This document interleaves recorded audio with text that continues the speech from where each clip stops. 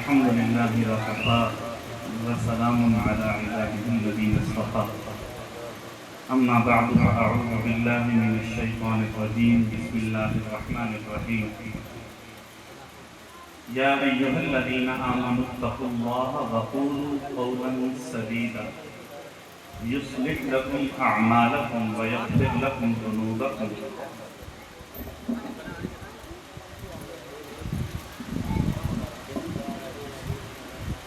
سبحان اللہ. قال النبي صلى الله عليه وسلم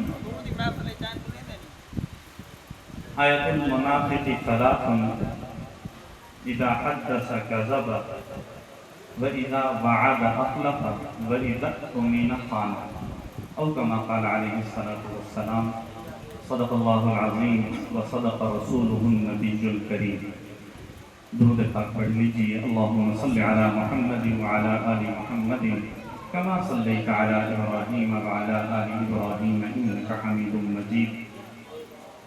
اللهم بارك على محمد وعلى آل محمد كما باركت على إبراهيم وعلى آل إبراهيم إنك حميد مجيد.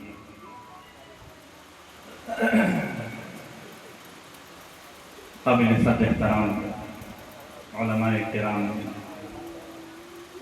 شرائع اعظام، معزز سامعین کرام، بزرگان دین و برادران اسلام، میں خود آپ حضرات کی زیارت کے لیے صرف حاضر ہوا تھا. حضرات کے حکم پر چند باتیں آپ کے سامنے آپ کی سماعتوں کی نظر کرنے لگا ہوں. اپنی اصلاح کی نیت سے اللہ تعالیٰ ہمارا یہاں میں بیٹھنا اپنی بارگاہ میں قبول فرمائے، اور یہاں جو ہم حضور صلی اللہ علیہ وسلم کی محبت میں آئے بیٹھے ہیں، اللہ اسی محبت کے صدقے ہمیں حضور کی سچی اطاعت نصیب فرمائے. قرآن کے ہر حکم پر عمل کرنے کی اللہ ہمیں توفیق نصیب فرمائے. قرآن پاک کی سورہ احزاب میں سے آیات تلاوت کی ہیں. اللہ رب العزت ارشاد فرماتے ہیں یا ایھا الذین آمنوا اتقوا اللہ وقولوا قولا سدیدا. ایک ہماری حیثیت ہے انسان ہونے کی. اللہ کا شکر ہے اللہ نے ہمیں انسان پیدا فرمایا، اور اس کے بعد پھر اللہ نے ہمیں ہماری اس حیثیت کو بدلا ہے. ہم صرف انسان نہیں، مسلمان بھی ہیں الحمدللہ. اور ہمیں اللہ نے مختلف مقامات پر قرآن میں مخاطب فرمایا ہے، بہت سی باتیں ارشاد فرمائی ہیں. ان میں سے ایک بات آپ کو بتانے لگا ہوں، اس نیت سے کہ میں بھی اس پر عمل کروں، آپ بھی عمل کریں، تاکہ آج کی اس مجلس کا ہمیں فائدہ ہو، یہاں دنیا میں بھی اور آخرت میں بھی. اللہ فرماتے ہیں ایمان والوں تقوی اختیار کرو. پہلا حکم ہے ایمان والوں کو.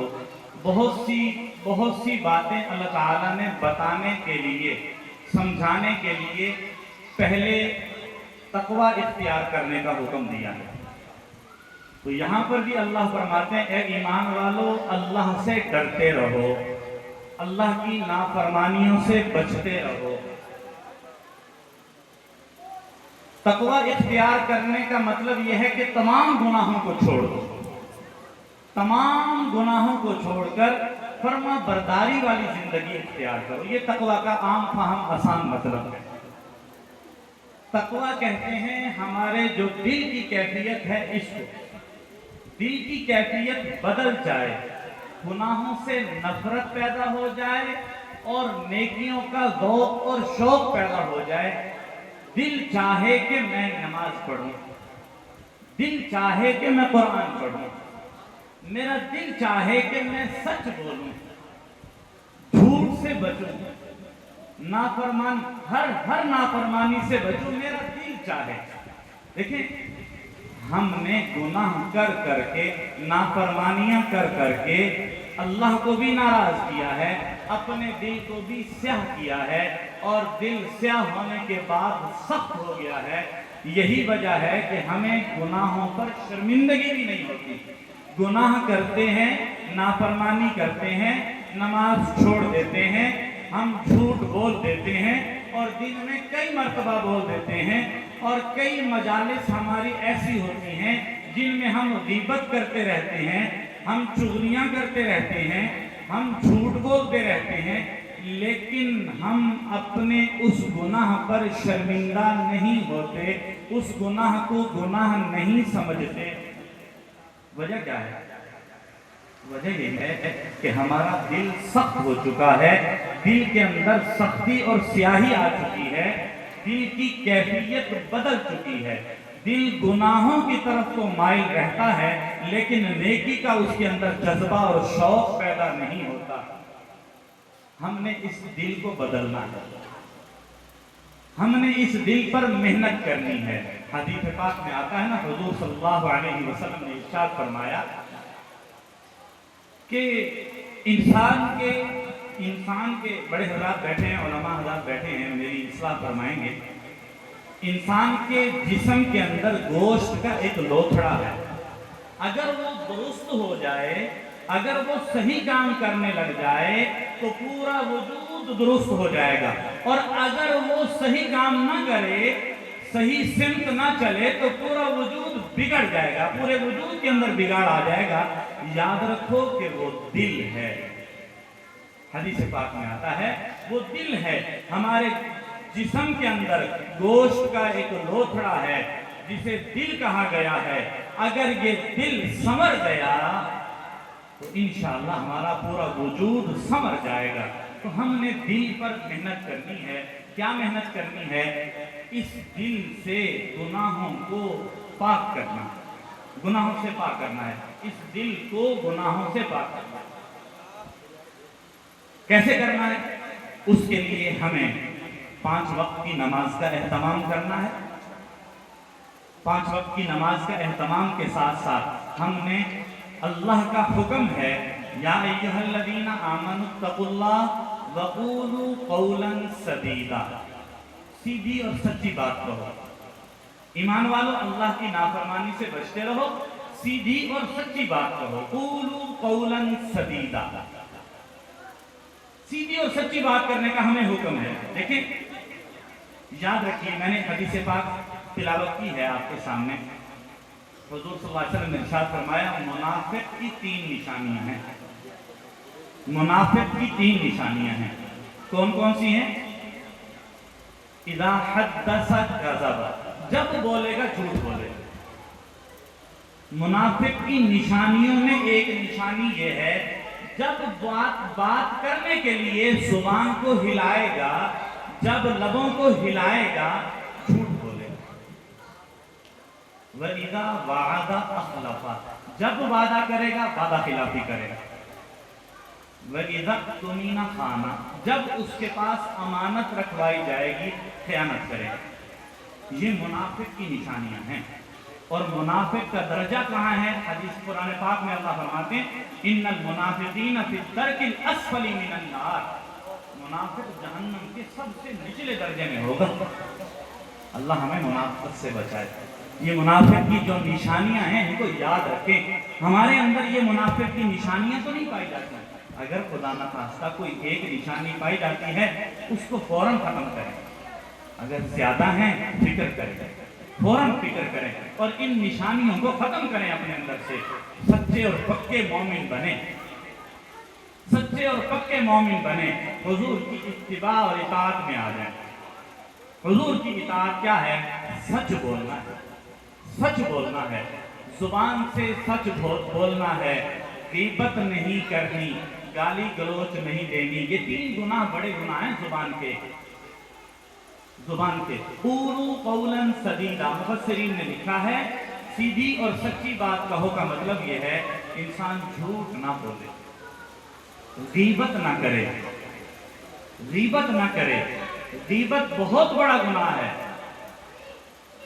قرآن پاک میں اللہ نے اس کو مثال سے سمجھایا ہے، ہر گناہ مثال سے نہیں سمجھایا، ہر گناہ مثال سے نہیں سمجھایا، اس کے لیے مثال بھی اللہ نے دی۔ تم میں سے کوئی شخص یہ پسند کرتا ہے کہ وہ اپنے مردہ بھائی کا گوشت کھائے؟ أَيُحِبُّ أَحَدُكُمْ أَن يَأْكُلَ لَحْمَ أَخِيهِ مَيْتًا؟ کیا تم میں سے کوئی شخص یہ پسند کرتا ہے کہ اپنے مردہ بھائی کا گوشت کھائے؟ کوئی بھی نہیں پسند۔ فَكَرِهْتُمُوهُ، اللہ فرماتے ہیں تم اس کو ناپسند سمجھتے ہو۔ حقیقتاً ایسے ہے، ہم اس کو تو فرمایا غیبت ایسے ہی ہے، اس کو بھی ایسے ہی ناپسند سمجھو۔ یہ ایسے ہے جیسے مردہ بھائی کا گوشت کھانا۔ اپنی زبان کو جھوٹ سے بچائیں، اپنی زبان کو غیبت سے بچائیں، اپنی زبان کو گالم گلوچ سے بچائیں۔ بعض لوگوں کی عادت ہوتی ہے گھر کے اندر اپنے بچوں کو بھی مخاطب کرتے ہیں، گالی دے دیتے ہیں، گالی دے دیتے ہیں۔ یہ گالیاں ہمارے بچے بھی ہمارے گھروں سے سیکھتے ہیں۔ ہم یہ کہ باہر گلی میں کھیل رہا تھا اور گلی میں کھیلتے ہوئے اس نے کسی سے سنا ہوگا۔ یاد رکھیے گھر کے اندر بچہ زیادہ وقت گزارتا ہے، بچہ گھر کے اندر زیادہ وقت گزارتا ہے، اور اگر ایسا نہیں ہے تو آپ کوشش کریں ہمارا بچہ گھر کے اندر زیادہ وقت گزارے۔ کوئی بھی ایسی ترتیب بنائیں، سوچیں، اس کے بارے میں فکر مند ہوں۔ ہمارے بچے گھر میں زیادہ وقت گزاریں، پڑھنے کے لیے مدرسے میں جاتے ہیں، واپس آئیں پھر گھر میں بیٹھیں، باہر نہ جانے دیں۔ آج باہر کا معاشرہ ہمارے بچوں کے لیے ٹھیک نہیں ہے۔ پہلے اپنے معاشرے کو درست کریں پھر گھر کے بعد بھیجیں، کوئی حرج نہیں۔ تو اس کے لیے میں عرض کر رہا تھا تقوی اختیار کرنے کے لیے اللہ تعالیٰ نے فرمایا ایمان والو تقوی اختیار کرو۔ اب تقوی کے اندر سب گناہ آ گئے تھے، سب گناہوں سے بچنے کا حکم آ گیا تھا، لیکن اللہ نے یہاں فرمایا سیدھی اور سچی بات کو علیحدہ سے ارشاد فرمایا، اس بات کی اہمیت بتانے کے لیے کہ سیدھی اور سچی بات کہو، جھوٹ نہ بولو، غیبت نہ کرو، یہ زبان کے گناہ ہیں اور بڑے کبیرہ گناہ ہیں، بڑے گناہ ہیں، اور جو بغیر توبہ کے معاف نہیں ہوتے، بغیر توبہ کے معاف نہیں ہوتے۔ مجھے انہوں نے بٹھایا ہے چند منٹوں کے لیے، تو میں چاہتا ہوں کہ آج ہم ان گناہوں سے توبہ کر کے اٹھیں، جھوٹ سے، غیبت سے اور گالم گلوچ سے۔ آئندہ کبھی جھوٹ نہیں بولیں گے انشاءاللہ، کہو انشاءاللہ، وعدہ کرو، ہاتھ اٹھا کر وعدہ کرو، آج کے بعد کبھی جھوٹ نہیں بولیں گے انشاءاللہ، آج کے بعد کبھی غیبت نہیں کریں گے، کہو انشاءاللہ، آج کے بعد کبھی گالی گلوچ نہیں کریں گے، کہو انشاءاللہ۔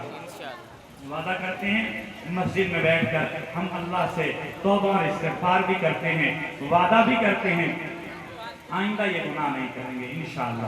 اللہ رب العزت سے دعا ہے اللہ رب العزت ہمیں ان گناہوں سے پکی اور سچی توبہ کی توفیق بھی نصیب فرمائے، اور اس توبہ پر مستقل قائم رہنے کی اللہ رب العزت ہمیں توفیق نصیب فرما دے۔ وآخر دعوانا ان الحمدللہ رب العالمین۔